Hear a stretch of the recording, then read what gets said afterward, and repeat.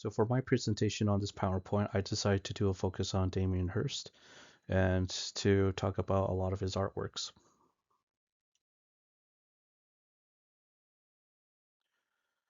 So a background on Damien Hurst is that he was born June 7th, 1965, and is a British artist and art collector who became one of the leading figures of the young British art movements during the 1990s.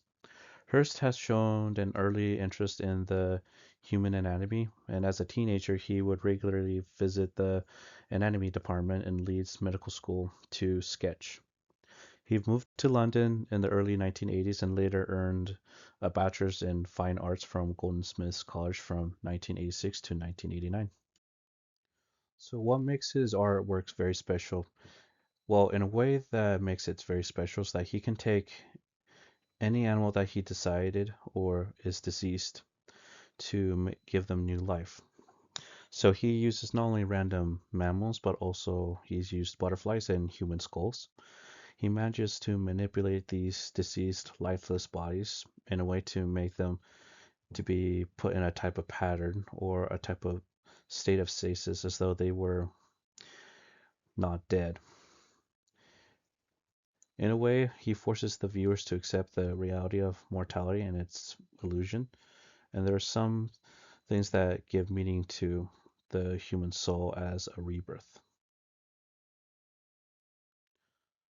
So let's talk about how the transformation process begins with a lot of his art pieces. So the way that he usually starts off with is first starting to find the animal from his connected sources, which are farms or suppliers. A lot of these animals have already been deceased, so he lets them die naturally without causing them any pain.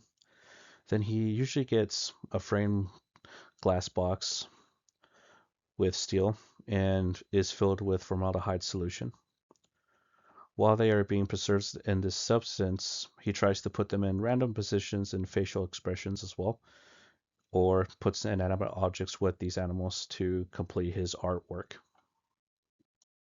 So here are some great examples, in my opinion, that show the type of artwork that he tries to put into. So the middle one, which is a very famous one of his sharks, has shown it being in like as though it was like an attacking position when you find them in the wild, but it's like frozen in time in a type of stasis, and how it's not natural to be split between three sections. Then on the other side, we have the black lamb and sheep, which as though as was like in the middle of like walking or like a type of emotion, but what makes it pretty remarkable is like the golden horns that is not natural in the animal kingdom. And then probably the best one I've saved for last was the fish tank. It does look as though it was like an aquarium, and you would think that these fish are probably swimming randomly as like, you find in aquariums, but they're not. They're in the formaldehyde in a state of emotion, but also as an example, Damien Hirst has put them in with random objects, like as you can tell, like a type of medical bed with equipment inside. Spatial relationship is the key that I find in a lot of Damien Hirst's artwork. For when it comes to the artwork that Damien has put into, where they are put in a lot of art galleries and museums, is that most of the artworks in these areas are put into large rooms that or spaces that are meant to stick out with these colorized formaldehyde that are inside with the animal, which it forces the viewers to draw their eyes to.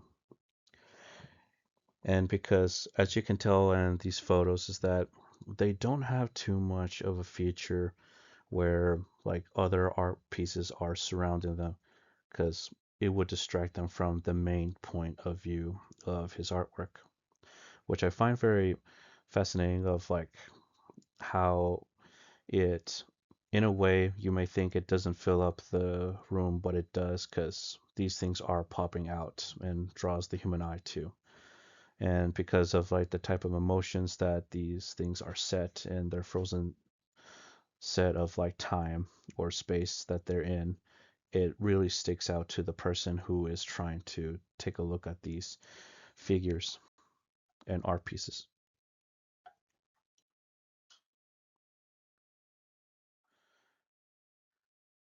Though many of his artworks have very unsettling feelings to them, they can be an extreme that animals that are dead, sliced, or positioned in a way that somehow is uncomfortable to the viewer, but that's the point of why Damien Hirst forces the viewer to understand the true mortality of life and something that can't be prevented and something that's not in our control, especially life or even death.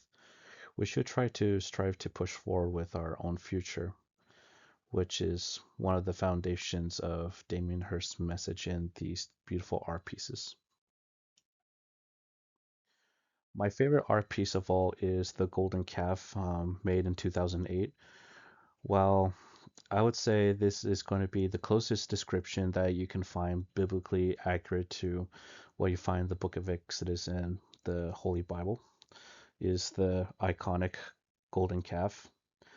I like how the only thing that is not golden or covered is the main body, but the hooves and the horns and the Egyptian crown or symbol is all golden, which, if you want to say to as a close description something biblically historical, you think it would all be covered in gold. I think that's the point of why it's not covered. We tend to, as human beings, switch things from illusions that have no benefit to our lives and things that we see divine in our lives are also false idols that will never bring us wisdom or happiness. Because as you can see that this animal that or this little calf that may seem very important to so many ideology in the world is nothing but a false hope. And that wraps up my presentation on Damien Hirst's artwork. And I hope you enjoyed this presentation. And thank you very much for your time.